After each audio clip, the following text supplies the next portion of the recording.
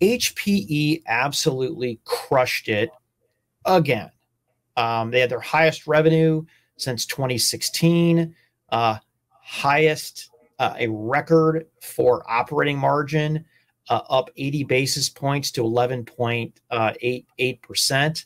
They raised revenue and EPS, which was incredible. And their run rate, their ARR, an annualized version of that is $1 billion. And if you look at where the company was before Antonio Neri came on, and I really appreciated the conversation that I had with him last Friday on earnings. The company has just, it is not even the same company, right? It's a company that is less focused on volume and more focused on value. It's a company that's more focused on software. It's not that hardware doesn't matter, it does, but total solutions with a combination of their own software combined with their own differentiated hardware is where it's at. And then finally, right, you have to give the tip of the hat to GreenLake, which has a lot to the driving of that ARR number, is a huge thing. In fact, over the last 2 years, they doubled the as a service number to $10 billion through the end of this quarter. So, Daniel, the company just doesn't get the credit I think it deserves. It's funny, a company like Salesforce has a train wreck, right? And they, make this comeback and their stock just skyrockets. And, HPE, again, you can no longer say this is a fad. You can no longer say, oh, this is because they're catching up on supply chain.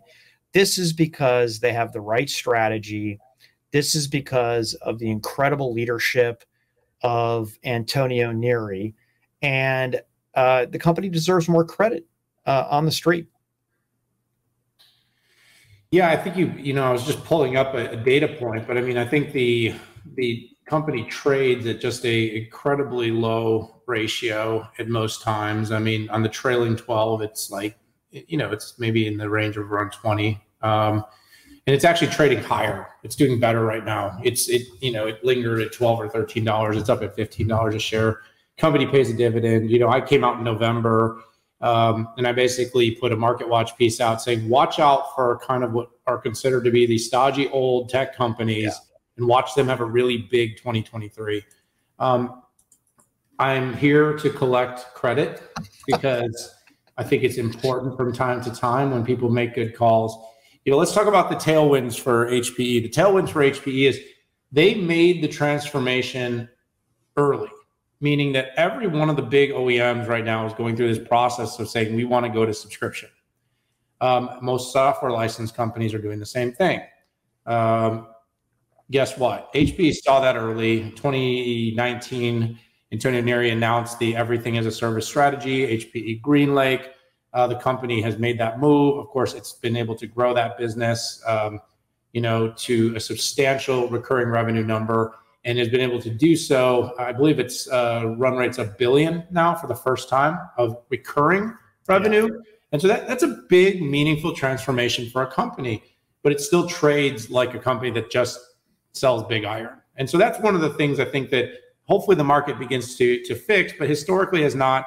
And by the way, I mean, Dell has had the same struggle as it's moved into multiple billions of ARR. So this is a industry-wide sort of challenge. I believe in a meeting that was open, right? Because Chuck said everything we talked about in that meeting at MWC was, I mean, the articulate Chuck Robbins from Cisco said the same thing. I think Chuck's company, CEO of Cisco, Chuck Robbins, has over 40% of recurring revenue, and the company still trades at a very diminished ARR. And that, to me, has a lot to do with the fact that analysts in the market doesn't fully get or appreciate, A, how critical these companies' technology are to operating an enterprise, and B, how successfully most of them have actually been in their transformations from all hardware or hardware plus some sort of service to a true subscription and software strategy. But Antonio's Neri, and I got a chance to talk to him on earnings night, Pat, sometime around midnight in Barcelona. And, you know, what I really took away is I think he's finally feeling for the first time like there is a little bit of, we get it, coming from the market. And it's being validated by customers who are now looking at the GreenLake portfolio in the crawl chart of products and services for things like data services, data protection and backup, compute workloads, ML and AI, and everything else, and starting to say, we can, you know, we aren't going to move everything to the public cloud. Now, we've got that a long time ago. We continue to get that right. And guess what? The biggest beneficiaries are going to be companies that have on-premise services that look like the public cloud. And HPE is the furthest along. And I'm comfortable saying at this juncture, HPE is the furthest along. So that has been a catalyst. And the fact that companies are being more cautious, they're slowing spend, they're being more scrutinous of moving workloads to the cloud, and that they've all settled on hybrid and multi-cloud architectures bodes well for HPE. This isn't me saying the hyperscale cloud is going to slow anytime soon. I actually believe the demand for compute services, automation, AI will only continue to drive forward more growth across the whole landscape. But this is also goes back to my comment on MWC, Pat, on why I'm optimistic. This is why I'm optimistic. The market is good for tech. The stock market, maybe not so much just yet, but people and companies are investing in tech to take advantage of deflationary value and to scale the growth of the business. Listen, the public cloud had a decade time advantage.